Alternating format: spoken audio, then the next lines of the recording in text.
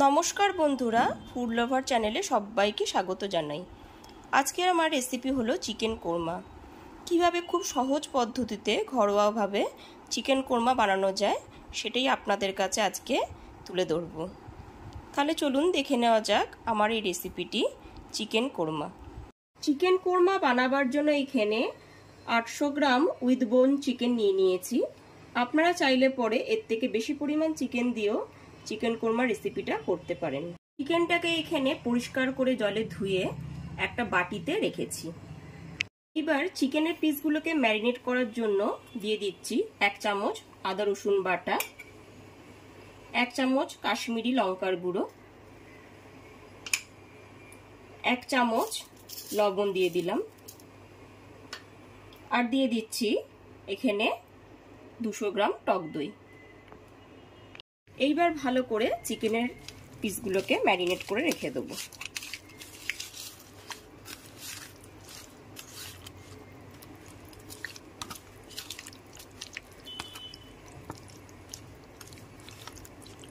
চিকেনের পিসগুলোকে এইরকম ভাবে ম্যারিনেট করে আধ ঘন্টার জন্য রেখে দেব।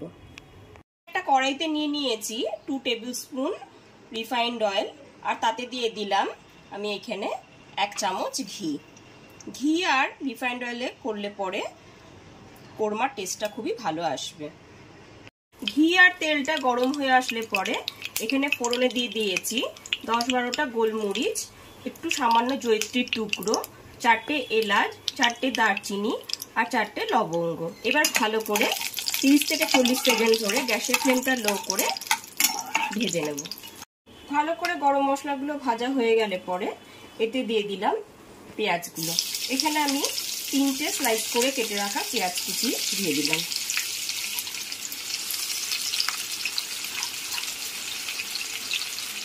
গ্যাসের ফ্লেমটা মিডিয়ামে রেখে পেঁয়াজ কুচিগুলো ভেজে নেব। হালকা বাদামি করে পেঁয়াজ কুচিগুলোকে ভেজে নেব।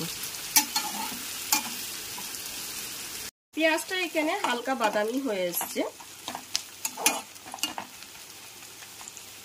এবার এতে দিয়ে দিলাম 2 টেবিল চামচ আদা রসুন বাটা। আদা রসুন বাটাটাও পেঁয়াজের সাথে ভালো করে কষিয়ে নিতে হবে।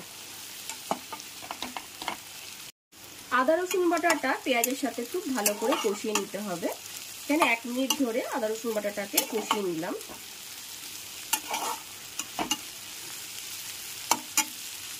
গ্যাসের ফ্লেমটা মিডিয়ামে রেখে আদা রসুন বাটাটা পেঁয়াজের সাথে খুব ভালো করে কষিয়ে নিয়েছি। এবার এতে দিয়ে দিলাম ম্যারিনেট করা চিকেনের পিসগুলো।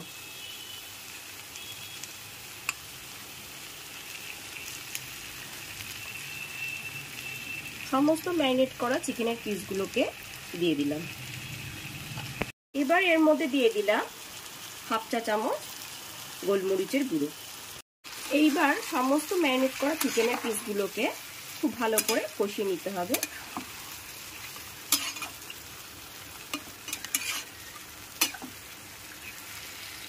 ফ্লেমটা হাইতে করে খুব ভালো করে 3 থেকে 4 মিনিট ধরে মাংসগুলোকে কষিয়ে নিতে হবে।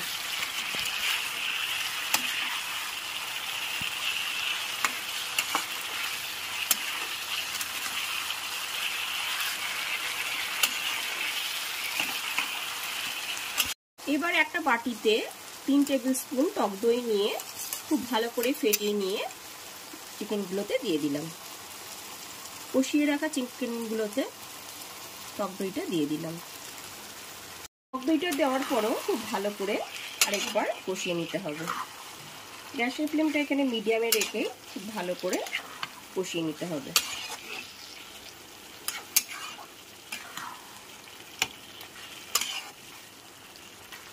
টক দইটা কিন্তু এখানে খুব ভালো করে ফেটিয়েই তবেই দিয়েছি। এবার দিয়ে দিলাম স্বাদ মতো লবণ। লবণটা আমি আগেও দিয়েছি বলে এখানে আমি স্বাদ মতনই দিয়ে দিলাম লবণ। লবণটা দেওয়ার পর আরেকবার ভালো করে মিশিয়ে নেব। লবণটা দেওয়ার পরেও খুব ভালো করে আরেকবার মিশিয়ে নিতে হবে।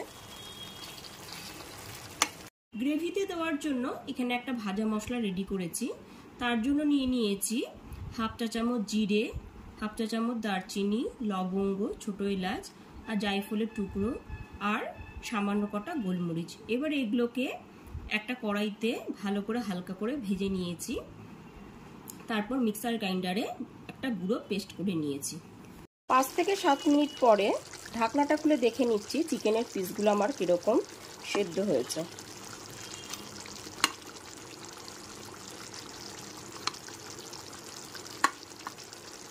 চিকেনের পিসগুলো এখানে সেদ্ধ হয়ে এসেছে।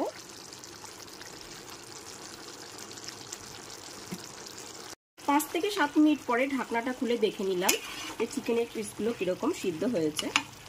এখানে চিকেনের পিসগুলো খুব ভালো মতনই সেদ্ধ হয়ে এসেছে। এবার দিয়ে দেব মিক্সার গ্রাইন্ডারে করে রাখা ভাজা মশলাটা। এখানে 1 টেবিল স্পুন ভাজা মশলা দিয়ে দিলাম। ভাজা মশলাটাও ভালো করে আরেকবার মিশিয়ে নেব।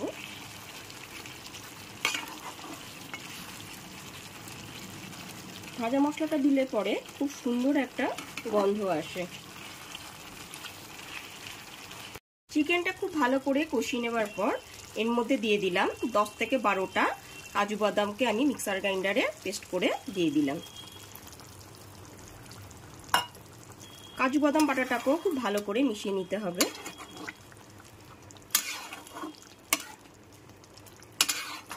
গ্যাসের ফ্লেমটা মিডিয়ামে রেখে আমি সমস্ত মশলাগুলোকে খুব ভালো করে কষিয়ে নিয়েছি।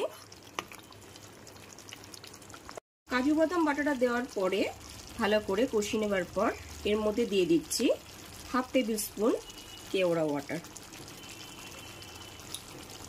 কেওড়া ওয়াটারটা দিয়েও ভালো করে আরেকবার মিশিয়ে নেব।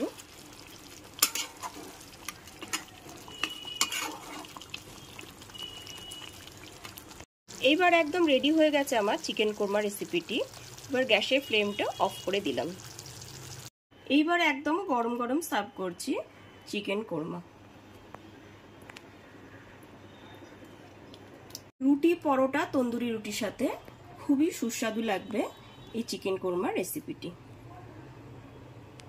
চিকেন কোরমা রেসিপিটি রুটি, পরোটা, তন্দুরি রুটির সাথে খেতে খুবই ভালো লাগবে। অবশ্যই আপনারা ডিনারের মেনুতে এই রেসিপিটি রাখবেন।